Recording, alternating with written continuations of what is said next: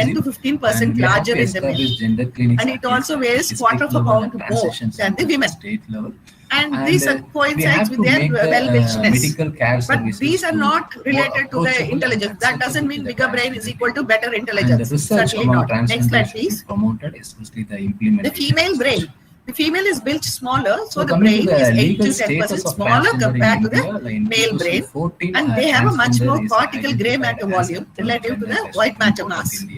Interestingly, if you go through these articles, you find the intelligence per unit volume of the brain. That is, if you take a per unit volume, say 100 grams or 200 grams, the intelligence is proportionally greater in the females, which might suggest the females use their relatively smaller brains more effectively. They are much more energy efficient. Mind it, even if it's smaller, you can be much more energy efficient. Next slide, please. Really won in the hearts and minds of These are the specific regions of the brain which are larger in the females. We'll see their function in the next slide. Please move on to the next slide. We have right attitude. Amygdala is larger. This is the region where it processes fear and threatening stimuli.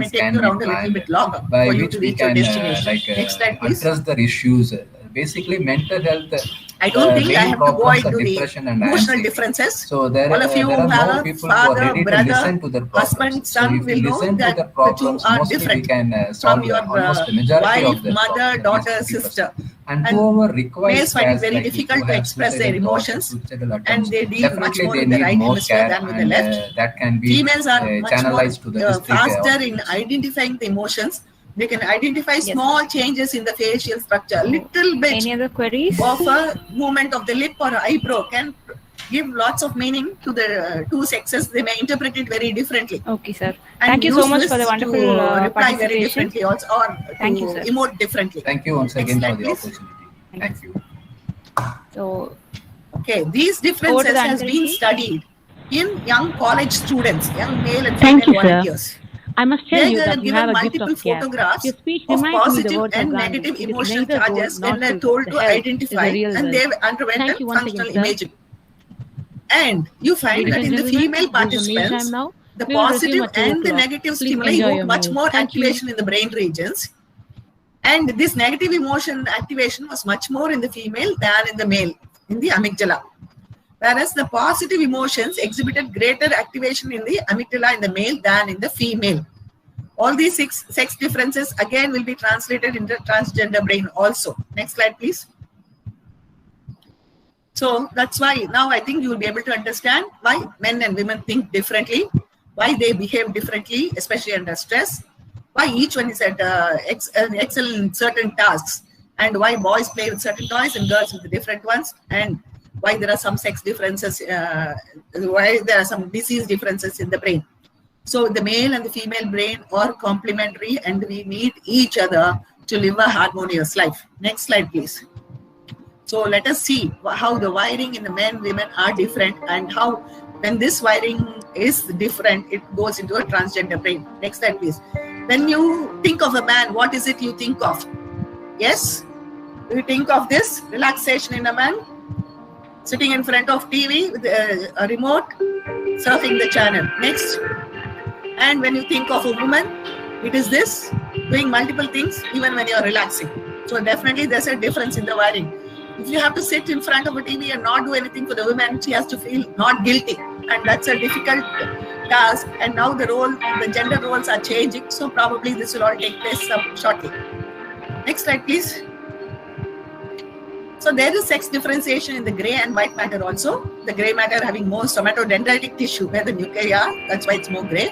White matter has more of the axon and the myelin. So that is why it is more white. Next. And there are differences which are present both in volume as well as the structure. And the volumes are much more affected in the amygdala, hippocampus, and anterior parahippocampal gyri, which are associated with our sync memory as well as emotion. And females have greater volume in the frontal pole, inferior middle frontal gyrus, that will be more in the speech, and anterior cingulate gyrus emotions, and occipital cortex is a face identification. And there is also a difference in the density between the two, not only just the size, but there is also difference in the density. Next slide, please. And you can see the different regions which are activated. The red are the ones which are active. For the same stimuli, different regions are activated in the men in the gray matter compared to the women. And when the white matter also, it is different in the two sexes. These are for normal situations. Next slide, please. When it comes to the amygdala, this is the one which processes our flight or fright response. Whether it's safe for us to stay, safe for us to sit here and listen, or we have to flee. There's a predator and we have to flee. The volume and the activation may or may not be different between the two sexes. There have been a lot of studies. I'm not going to everything. I'm taking only a few of the studies which we'll see. They have differences in the processing of emotions, where males tend to have stronger reactions through a threatening stimuli, and they may react more aggressively and violently. And this difference in the behavior is anatomical and physiological difference in the amygdala, and also in the other regions which are connected to it. Next slide, please. And you can see in this that the different regions are there. You can see the thalamus, the hypothalamus, amygdala, as well as the hippocampus, how they are all interconnected and how they can affect our functioning. Next slide, please. And this is a very important study where they study the structure of the amygdala with the sex differences. And on the left side and the right side, the red is the women and blue is the men. You can see there are differences in the volume on the amygdala. Men parameters are much more on the right side than on the left side. but they found that in effect it does not translate into great difference when they compute it for the volume of the brain. Next slide, please. Learning and memory is associated with the hippocampus. Difference in the memory skills are also very important because that helps us to, if we have the memory, then we have a reaction to that memory. And a future which triggers that memory will produce a reaction which is very similar to the past one, or we may want to change our reaction. When they did a meta-analysis on the volume differences, they found that there is a higher volume of the hippocampus in the males without correcting for total brain size. But after correcting, they did not find any difference in the volume, but there's a difference in the neuron density. Next slide, please. And are these important for particular sex skills? Yes, they may be. We'll go on to the next slide. Apart from these structural differences, you find that hormones also can affect the brain functions and the structure in the two genders. And that will be the gonadal hormones, as we all know. Then the estrogens and its effect on the female brain. Progestrogens can affect both the male and the female brain, and testosterone, mainly the male brain. This starts off during embryogenesis itself. Next slide, please. Estrogen receptors have been found in high numbers in the hypothalamus, pituitary, hippocampus, frontal cortex, indicating they play a very important role in the brain development. Probably that is why certain diseases are much more in the women, like mentioned earlier, epilepsy, migraine, as well as multiple sclerosis, because of the presence of estrogen receptors. Gonadal hormone receptors have been found in the basal forebrain nuclei also, and you find there's a difference even in the womb itself. Next slide, please. Estrogens influence the brain right from the womb to the tomb. You find the estrogen also has an effect on the post-menopausal brain. They influence the cognitive function by enhancing learning and memory in a dose-sensitive manner. Too much of estrogen is there, then your concentration is affected. You get too many inputs into your brain, and then you may not store your inputs well. So memory tasks can become very difficult to perform, and you may not perform very well in memory tasks. And the pain is also much more perceived by the female brain than by the male. That is also because of some endorphins, which are also present in the much more in the female brain. And you find that these can lead to mood swings, behavior disturbance, hot flashes, especially in the postmenopausal women. Maybe these are the ones which affect anxiety and depression and psychiatric issues, which are much more in women. I think somebody else, you have a speaker after me, so I'm not going into those issues. Next slide, please. Coming to the progesterone. This affects both the male as well as the female brain, and it's much more significant in the females than in the males. It's been linked to, in the men, it has been linked to suicidal ideation, especially during adolescence. Next slide, please. And testosterone. It's an androgenic hormone. It's a masculizing hormone. We all know that. It's synthesized both the sexes, the male in the testes and the female in the ovaries. This exerts organizational effects in the developing brain. See, as early as the developing brain, that is mediated through the estrogen receptors. Following its conversion to estrogen by the enzyme aromatase within the brain. So testosterone also plays a part in the brain differentiation between the two genders. Next slide, please. Between the two sexes. Gender, as already mentioned, it's not just in the genitals. There's something in the brain. It's between the ears rather than between the legs. The brain and the body can go in two different directions, and that is when we lead into problems. Gender is who we identify ourselves with. Sexuality is who we are attracted to. I may be born a female, but I may think that I would be a male. I would like to act and dress myself as a male. So that is different from me being a female and being dressing and acting as a female. All we know, that's what we have been hearing from morning. So all these differences are there which contribute to our identity, gender identity. And it's not just male or female. There are many other gender identities which I've already seen. Gender queer, gender fluid, non-binary, etc. Not going to that. Next slide, please. Maybe I may have to skip one or two slides. And it's already mentioned, gender identity is very different from sexual orientation. Gender identity is whom I think I am, whether I'm a man or a woman. Sexual orientation is to what sex I am attracted to, whether it's a same sex or opposite sex or something else. Next slide, please. Gender expression and presentation, this also I'll skip because it's already been dealt with. Next slide, please. Okay, so we know this movie, Avai Shanmugi, where Kamal Haasan is a man who dresses up as a woman to achieve a goal, to be with his child and wife. So that is not a transgender, it's a cross-dresser. Compared to the other one on the left, there is a man who behaves as a woman throughout and wants to be a woman and is in a different attire. That's a transgender, to put it very simply, the Kanchanas 1, 2, 3, etc. Going to the next slide, please. Transgender or trans, the terms have been very well discussed by Dr. Divya in the morning. Just to highlight, this expression differs from what is culturally, typically associated with the gender, sex, which they are assigned at birth. The term is not indicative of sexual orientation, hormonal makeup, genetic makeup, physical anatomy, or how one is perceived in daily life. Somebody else may perceive me as a female, but I may perceive myself as a male. So there's a difference in my brain when these two things occur. Next slide, please. The third gender, I think is very important.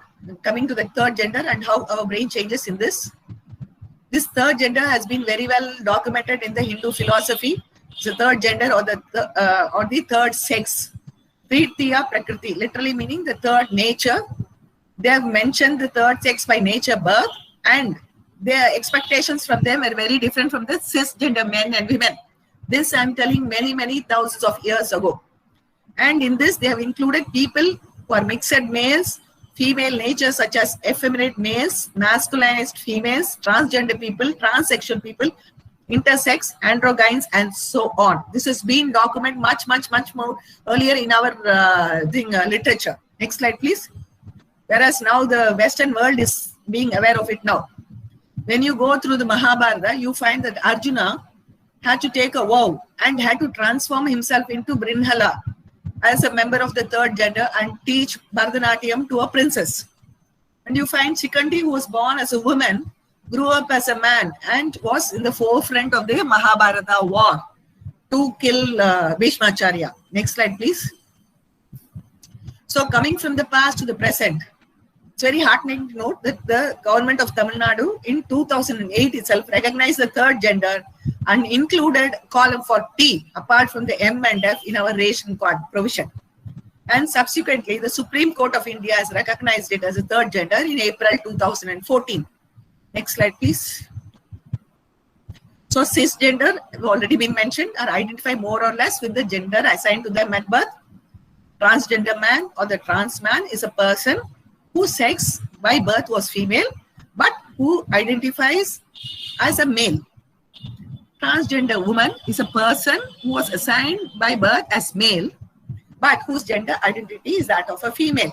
So we can tell this MTF means male to female. FTM is female to male. That's a trans man and a trans woman. Next slide, please. And of course, you have an intersex where they're born with reproductive anatomy that doesn't typically fit these definitions. And gender fluidity, one time they would like to be a man, one time a woman, and they can be in different forms. Gender queer, where they do not want to identify themselves as a man or a woman. Next slide, please. And it's very important we know what is transition when we are talking about transgender. Transitioning is the change from one's birth gender to one's actual gender. Whatever gender I've been born with, I want to be different. And that change is called transition. That may be in the form of changing clothes, hairstyle, and wearing breast implants if you want to become a male, or doing a mastectomy if you want to become a female. And that can include other medical treatments such as laser hair removal, hormone replacement therapy, and various surgeries. They are no longer known as sex change surgery. You don't no longer use the term. It's a sex assignment surgery or a gender affirming surgery. And there is no right way or the wrong way to transition. You need not undergo this medical or surgical transition. You can just transition yourself by yourself. Next slide, please. And recently there was an article in Times of India where in the Madurai government hospital, they have done a sex change surgery on a trans couple. And it is very heartening to know that all these are coming to the forefront now. And from our ancient times to the present, we are no way lagging behind anybody else in the world. Next slide, please.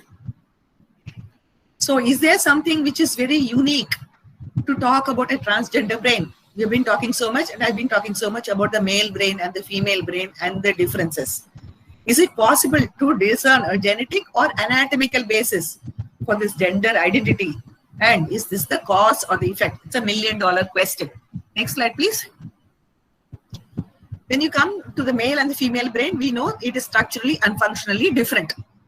When we look at the transgender brain, we see that the brain will resemble the gender the person identifies with. It's a female to male transition. Then you find the brain of that individual will function more like a male brain than a female brain.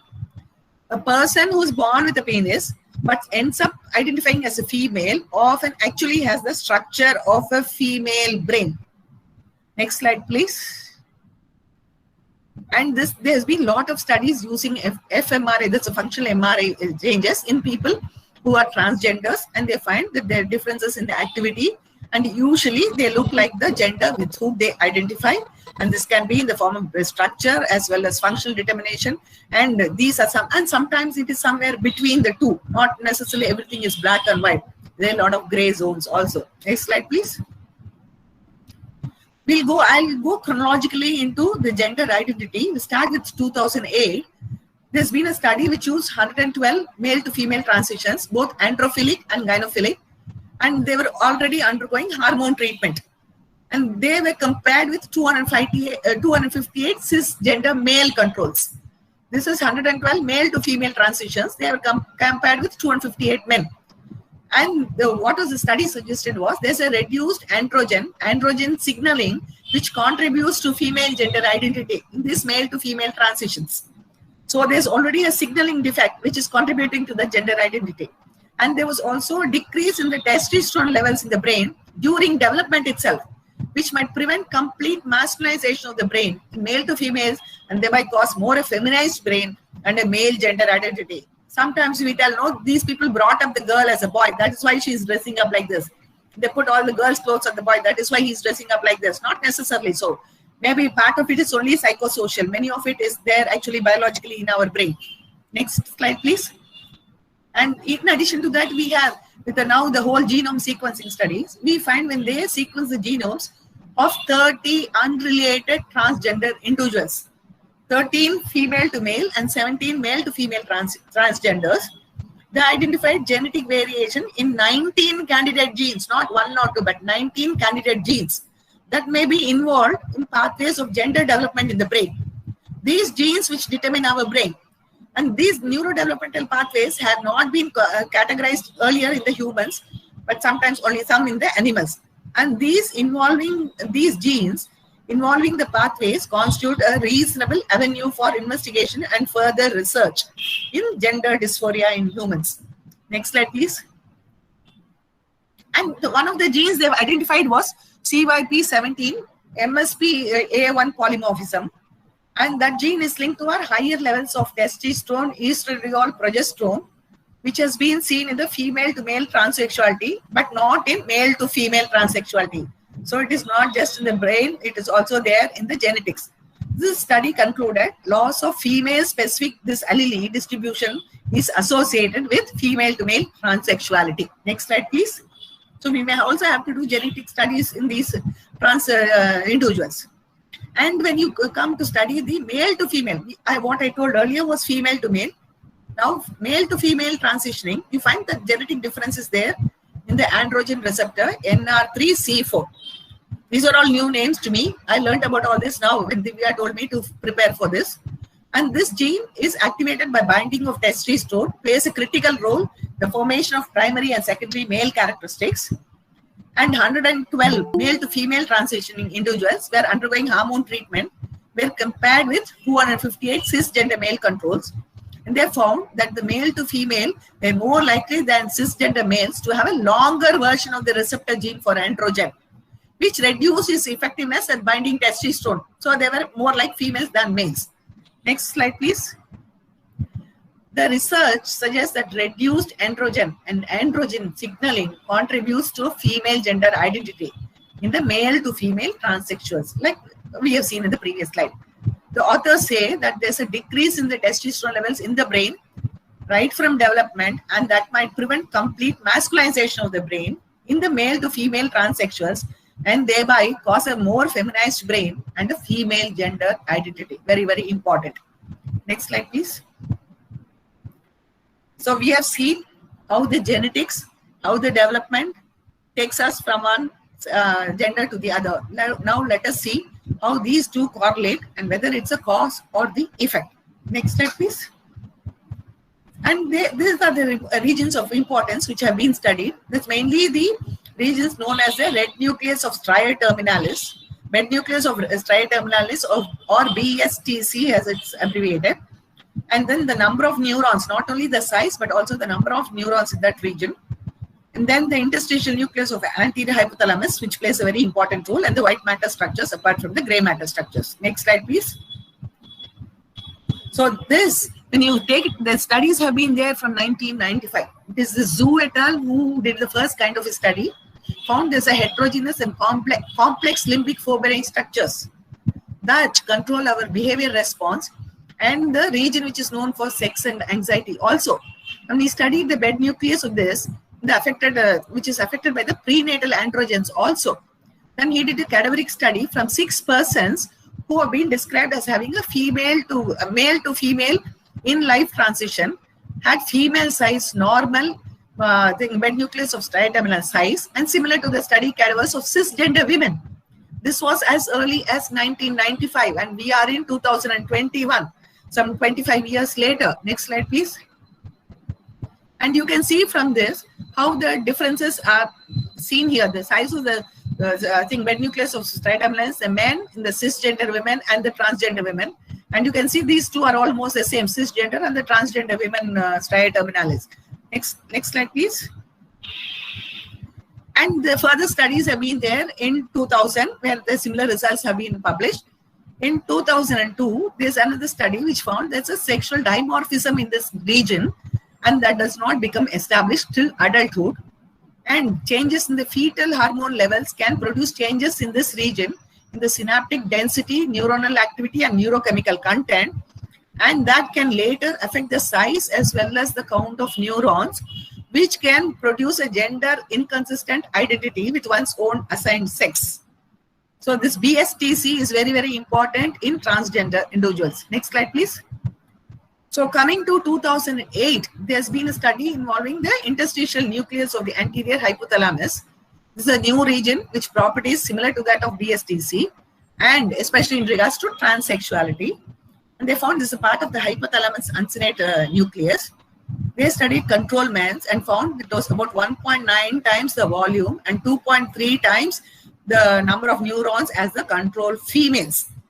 And regardless of the hormone exposure, whether you give sex hormones or not, the male to female transsexuals were within the range of the females, like what has already been mentioned.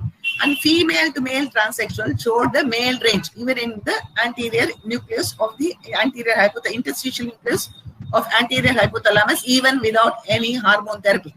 Next slide. So we have gone to 2008, and I think we can skip the same thing I've already said. Next slide, please. Coming to the 2009 white and gray matter structures.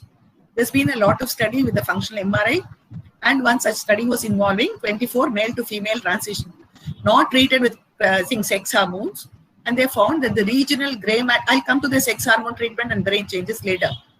They found that the gray matter concentrations were similar to those of the cisgender men than those of cisgender women. This is one where it is slightly different, because here it is more the male to female transition. Instead of it being more like a cisgender women, it was more like a cisgender men. Just remember that. Significantly larger volume of gray matter in the right putamen was compared to that of the cisgender men. This is one where the male to female transition even then maintained a cisgender men characteristics. Next slide, please. And this is the different structures and how it has been identified with the fMRI, the differences in the gray and the white matter. Bright lights are there. You can see the region of interest. Next slide, please. The functional anisotropy values. This is a very important study. Fractional anisotropy is of very great importance because it helps us in the studying the different regions and the density of those. This was compared in 2010. Compared the control females, female to male transition, and we showed a higher fractional anisotropy values in the posterior part of the right superior longitudinal fasciculus forceps minor and corticospinal tracts. Compared to the control males, male to female transition showed only lower SA values in the corticospinal tracts, found to be shifted in the direction of the biological males. This is towards a male. The previous one was towards their own gender. Here it's towards the opposite gender. That's a gender which they're identifying themselves. Next slide, please. I know there's a lot of information I'm giving. It may take some time for you to have it. Anyway, I'm sharing the slides. So whoever wants it can go through it. You know, this is this brain which develops from womb to the tube. And you find the hormones play a major part apart from the genetics and psychosocial aspects. And you find that the brain is different even from the womb. And these differences get magnified later on by different phases in the normals and in the abnormal, in the normals as well as the transgenders, in the male and the female, and in relation to hormone treatment and no hormone treatment. So now coming to the role of sex hormone treatment on the brain. Let us go through the next slides, few slides. Hormone treatment do influence the genders, you know, because this is a part of the transition process, the medical transition. Exogenous testosterone is used in transgender men to induce virilization and suppress the feminizing characteristics. And estrogen is used to feminize patients, and anti-androgens are used to as adjuncts to help suppress the masculinizing features. Cross-hormone therapy has been shown to have positive physical and psychological effects in transgender individuals. So next slide, please. When you take the gross brain volume, you find the sex hormone treatment affects the morphology as well as the white matter microstructure of the brain. And throughout the life, these gonadal hormones play a very essential role for maintaining the sex-specific differences in the human brain that is carried on to the hormone treatment or the cross sex treatment also. Next slide, please. As mentioned earlier, testosterone decreases the gray matter volume and strengthens the white matter pathway. It's much more similar to the men. Next slide, please. I think I'm still in. Hypothalamus also can be influenced by the hormones.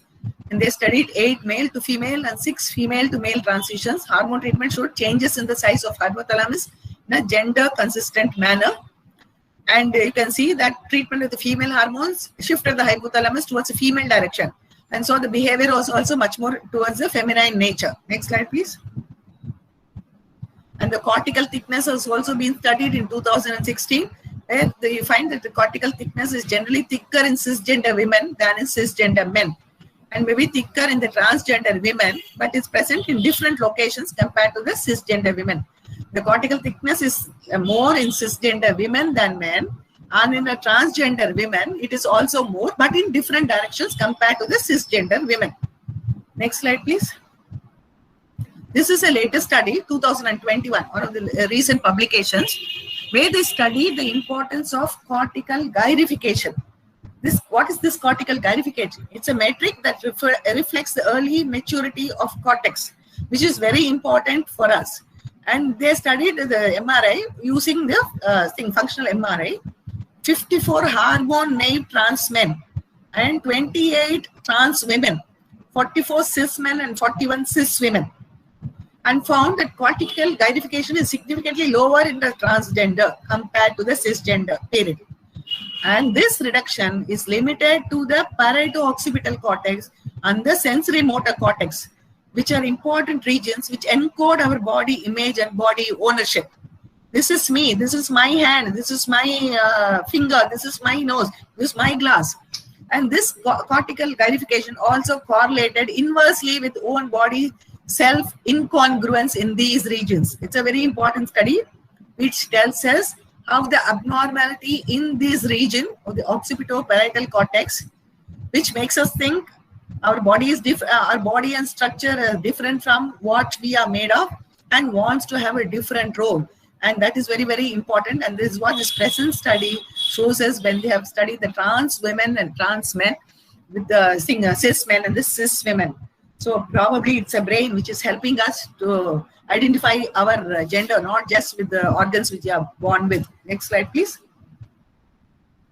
So, and in this, they went on to do a local gyrification index, which is a little more than that.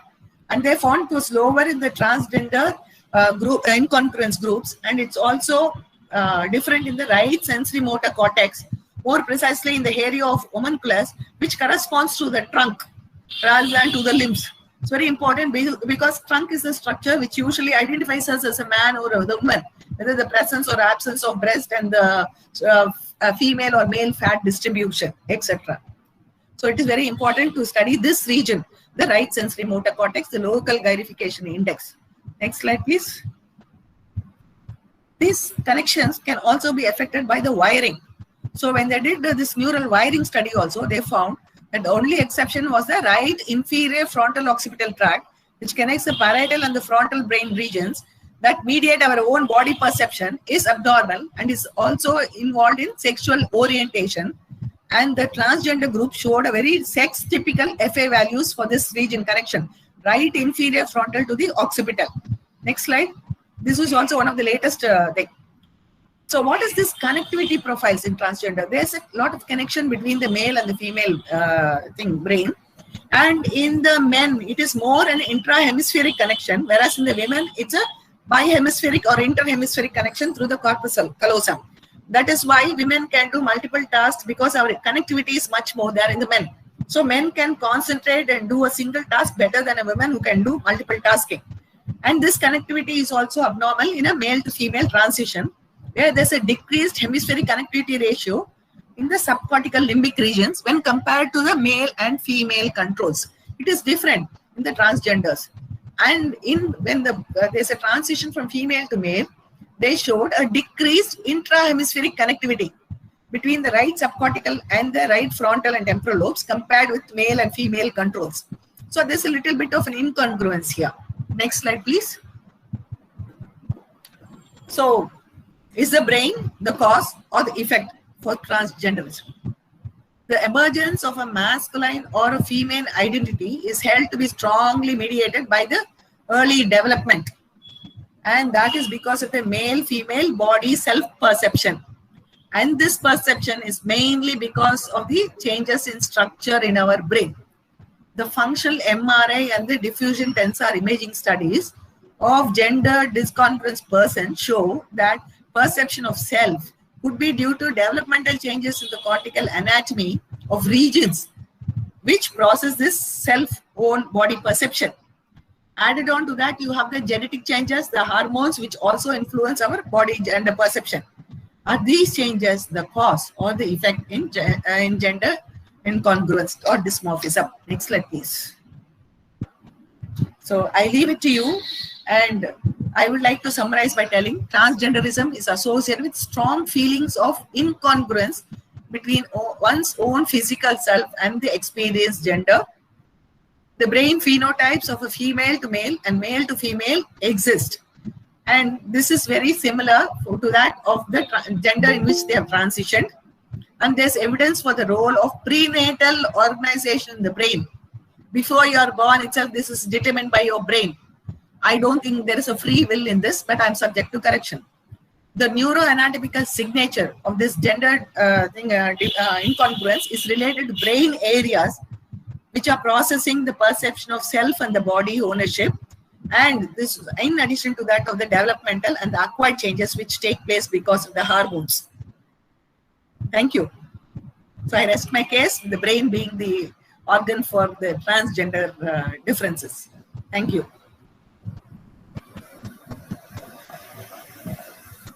I finished on time. Thank you so much for the wonderful presentation, ma'am. I would like to say, I think the number of synapses in my brain would have increased listening to your talk. That was wonderful, ma'am. Is there any queries? Yeah, you can share the presentation with whoever wants it. It's all literature is available in the net. I've just consulted. There's much more to it. Yes, ma'am. We are sharing all the PowerPoints, ma'am, to all the. I would also like to get a copy of the other PowerPoints. Sure, ma'am. Sure, ma'am. We'll be sending you, ma'am. I'm very glad you're doing it, because this is what is physiology. This is what is the normal, and how the differences in the normal can help us. This is not abnormal, but normal. This is where a physiology should go. Thank you, ma'am. Thank you, ma'am. Any queries? We are open for discussion. Yes, there is one query. Could you enlighten us on what kind of studies can be done to answer the million-dollar question of cause or effect? I think for me, it is more a cause than the effect. Effect is structural changes in the body more than in the brain. Of course, brain also has the endocrine receptors, but I think there's a lot of studies which has already been done and which are continuing. It's mainly the functional MRI studies with the fractional anisotropy. They're going into much more detailed workup of this. It's very labor-intensive studies because it takes a lot of time for the patient to be in an MRI machine doing all these tasks, and it's not at all easy to interpret because even in our self, when we perceive ourselves as a woman and a woman's body in a woman's mind, still the same region does not function in the same person always. If I'm happy, depending on the type of happiness, certain regions light up and certain regions don't light up. So when I see a child, it is different. When I see a movie, it's a very crazy movie. So intra-individual and inter-individual differences exist between the sexes. And that is also altered when you try to change your sex identity. So it is more from development till the end than the hormones and the genetic factors influencing the brain. I hope I've answered the question, because that is what I felt after going through all vast literature. Actually, I was very nervous in presenting this in this conference because it's a very new area. I've never thought of transgender as a brain phenomenon.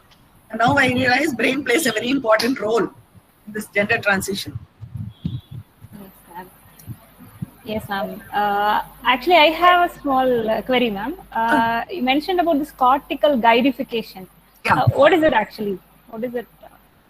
Cortex, generally we have a gyrus and the sulcus. Yes, No, yes, the yes. gyrus is studied in detail. Okay. So that gives us how much of the matter is there and what is the connectivity there. Okay. I can share the articles. It's a huge article where they have studied different regions, and in that gyrus itself, they have gone into the local gyrification index. They have taken a small region which is lighted up, and they have gone to study that region in detail regarding the connections. Okay.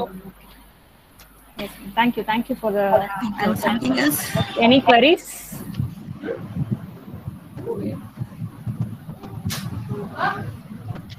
Thank you, Hemachandrika madam. Thank you, Usha Nandini, Dr. Lakshmi, whom else?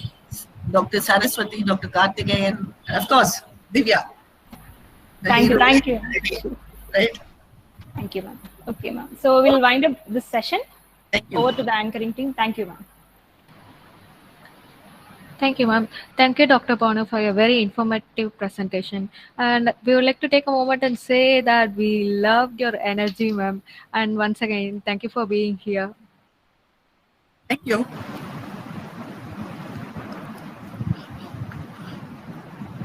Isn't there a logout? Yeah. I'm not getting any logout.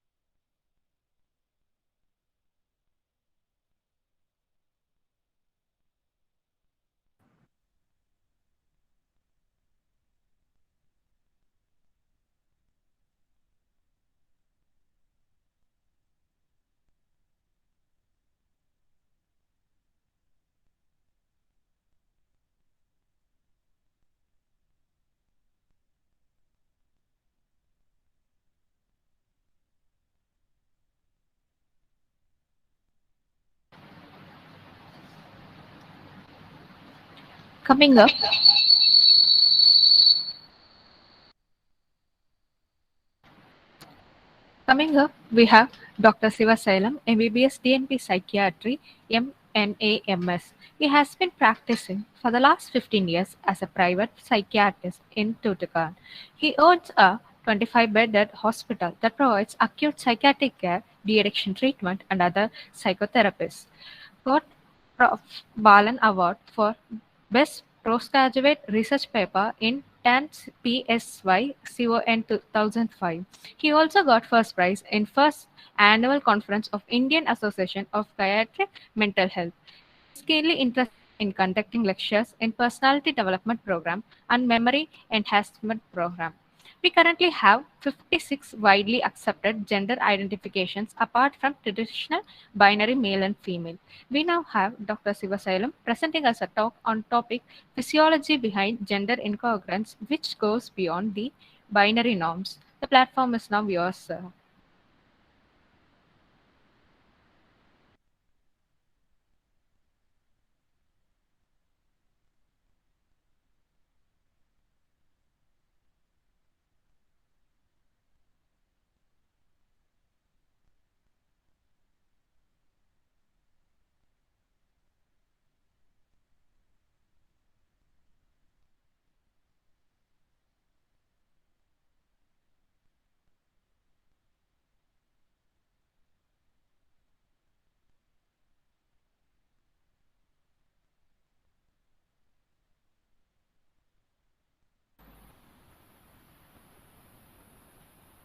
Sir, unmute yourself, sir.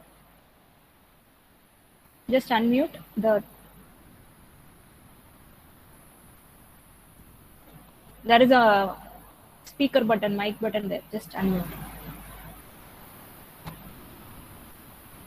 No, you're still muted.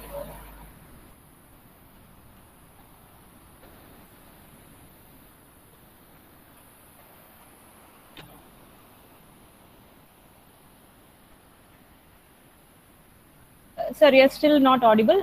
Please press that center button, sir. Okay. Yeah, now you're audible. Thank yes, you. Sir. Yes. So, respected Chairman, Dean, and professors, a warm good afternoon to all of you. Let me thank the head of the Department of Physiology, Dhanalakshmi Srinivasan College, for giving me this wonderful opportunity. I first congratulate the organizing team for choosing this topic, because transgender physiology is the most neglected topic. Usually we won't discuss this, because I don't know why very few articles are there, very few discussions are going on regarding this transgender physiology. So first of all, I congratulate the whole organizing team for conducting this national seminar. So today I am going to present Beyond Binary, Physiology Behind Gender Incongruence, Breaking the Myth. So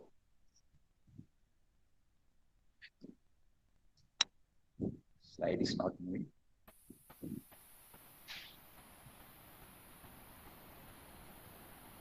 Just put slideshow, sir. Slideshow.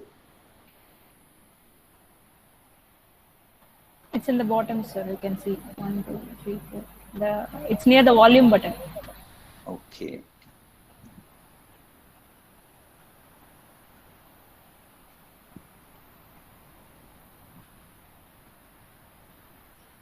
It's coming now?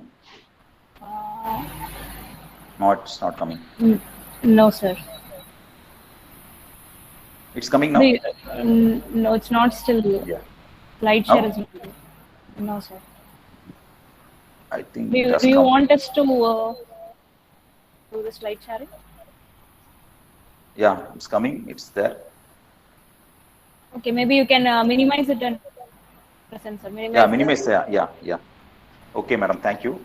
Today I'm going to present this. My outline is I'm going to present this introduction, prevalence, etiology, physiological factors, prenatal sex hormones, sex dimorphic neural structures, neuronal functioning, psychosocial aspect and psychological aspect, and DSM-5 criteria, treatment and psychiatric comorbidity. The term gender dysphoria appears as a diagnosis for the first time in DSM-5 now. So it is defined as those persons with a marked incongruence between their experienced or expressed gender and the one they were assigned at birth. It was previously called as GID, gender identity disorder, in the DSM-4 criteria. So gender identity, it is the sense one has of being male or being female, which corresponds normally to the person's anatomical sex. The affective component of gender identity disorder is dysphoria, that is discontent with one's designed birth sex and desire to have the body of the other sex and to be regarded socially as a person of the other sex. So what's the prevalence? Gender identity disorder, it is previously called as transsexualism, and the gender identity becomes fixed in most persons by the age of 2 or 3 years. The sex ratio of referred children is 4 to 5 boys for each girl. So the prevalence will be, its higher prevalence, nearly 0.5 to 1.3. A study which was done in 2017 showed this prevalence. And adults, if you take transgender, in the study was done in 2016, it shows that 390 persons were having transgenders in 1 lakh population. In US, around 0.6% were transgenders, that is 1.4 millions. The most commonly, if you see, in mental illness like schizophrenia, autism, and higher body dissatisfaction, these transgenders were more prevalent. And it was also prevalent among child abuse, child neglect, and maltreatment and physical or sexual abuse. These are the children prone for transgenders later.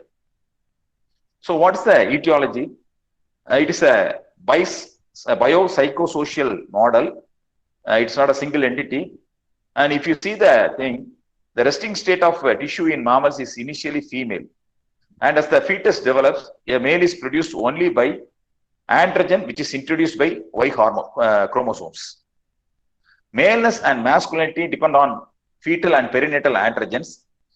If you see the in utero exposure to phthalates in plastics and polychlorinated biphenyls known to disrupt the regular endocrinology of sex before birth. And masculinity, femininity, and gender identity result more from postnatal life events. That is various things like what we used to say, psychiatrists, we used to say, learnings. Usually it's a learned behavior. Most often it's used to be learned behavior only. Coming to the physiological factors, the congenital adrenal hyperplasia or androgen insensitivity syndrome, usually brought up as a girl, this will be more evident during the puberty period only. So prior to that puberty, usually, even though it was designed as during the time of 2 or 3 years, usually the sex got fixed, gender got fixed, but it will be more evident during the puberty. And factors like faulty neuronal development and neuronal differentiation in hypothalamic links usually will produce this type of transgenders.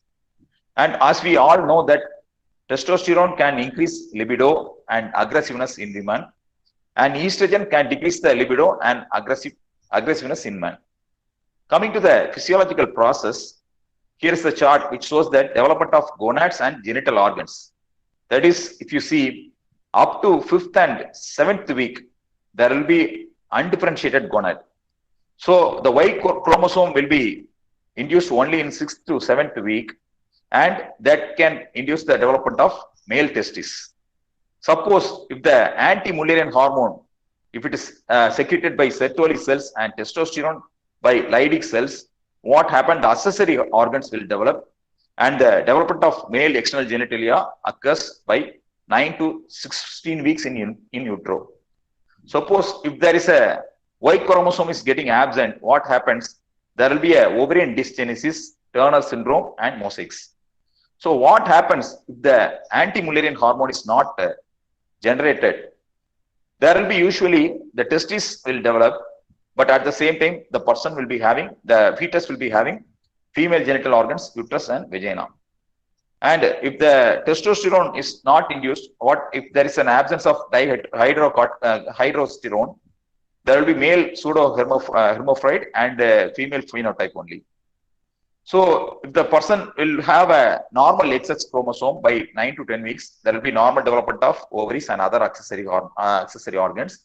And if there is a absence of anti-Mullerian hormones, there will be uterus, vagina plus female phenotype. So what's the genetics? That is biological process. Genes that are involved in either sex steroid biosynthesis or action have been investigated, because it is well known that sex steroids contribute to the development of sex differentiation of the brain. If there is a complete loss of function of the androgen receptors in XY individuals with complete androgen insensitivity syndrome, almost invariably results in female gender identity. So a study done by Buckland and Wayland in 2007 showed that sexual differentiation of all somatic tissues has been ascribed to exposure of androgens hormones in the fetus, resulting in masculine phenotypes in the presence of androgenic hormones and feminine phenotypes in the absence of those hormones. These early effects of sex hormones on the brain are denoted as the organizing effects, as opposed to effects of circulating hormones later during the life on the already organized neuronal system. This study was done by Phoenix in 1959. It is also hypothesis that feelings of gender incongruence may arise from atypical sexual differentiation of the brain under the influence of prenatal hormones by Schwab and Garcia Flores in 2009. The time windows for prenatal development of genitals and the brain are believed to differ. Thus, exposure to atypical levels of prenatal hormones during a certain gestational period may have an effect on the brain, but on the Yes, but not ma'am. on the body. Yes, ma'am. So what's the sex Yes, ma'am. dimorphic neural structure source? Okay, ma'am. As we know that gray matter is one of the main components of the central nervous system and largely consists of neuronal cell bodies. A study done by Ludus et al. In 2009 shows that studies of non-homosexual, that is male to female transfers, have shown that gray matter volumes are largely in line with their natal sex, that is their assigned sex. For homosexual male to females, some differences have been observed, like control women, it shows that homosexual male to females showed larger gray matter volume in comparison with the males controls, and female to male in several cortical region only. So another measure of gray matter volume is by cortical thickness, that is CTH. This cortical thickness will be more in female compared to male.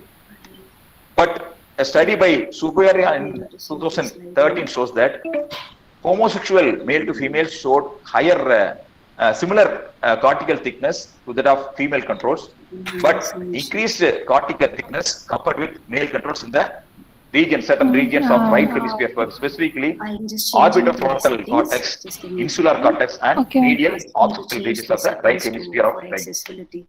And another study by Ludus in 2012 shows that using these measures, non-homosexual male to females also showed higher cortical thickness compared with control male. So another thing by Savik Arvar in 2011 shows that putamen, a nucleus which is that is a part of the basal ganglia, and it is mainly associated with motor regulation, is the only subcortical structures that has shown differences, although the findings are very diverse. If you see the right putamen of non-homosexual male to female that is male to females was larger than that of control male and was in the female range in one study, but relatively smaller than that of male and female controls in the another study. And another study shows that in homosexual male to females, the volume of the putamen was compared to that of male and female controls. It is similar only. Changes are seen.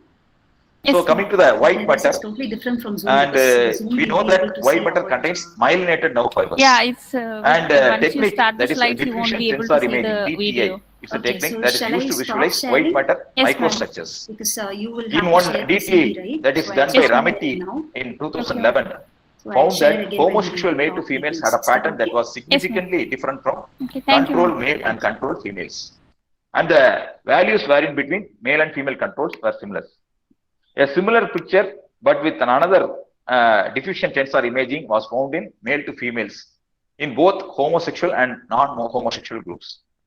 The finding shows that mean diffusivity values were increased compared to control males, but structural connectivity networks were also examined in the same participants. It shows that a decreased hemispheric connectivity ratios in subcortical and limbic regions was mainly found in non-homosexual male to females compared to male and female, which seem to be related to an increased interhemispheric lobar connectivity. So it comes that with regard to the sexual differences, differentiation hypothesis, the following picture now emerges, taking sexual orientations into account. That is, homosexual male to females were dissimilar to their natal sex in gray matter volume and cortical thickness and white matter microstructures. For non-homosexual male to females, the picture is a little less clear only. Their gray matter volume were in line with their assigned sex, but they do show differences in their white matter microstructure compared to control males. However, if you find that all groups in the Trans et al. Study were mixed with regard to sexual orientation, that may affect the results. So overall, the evidences obtained from this study showed that sexual differentiation in hypothesis in homosexual male to females, but not in non-homosexual male to females. And if you see that natal women with gender dysphorias are more homogeneous with regard to sexual orientation, most are homosexual only.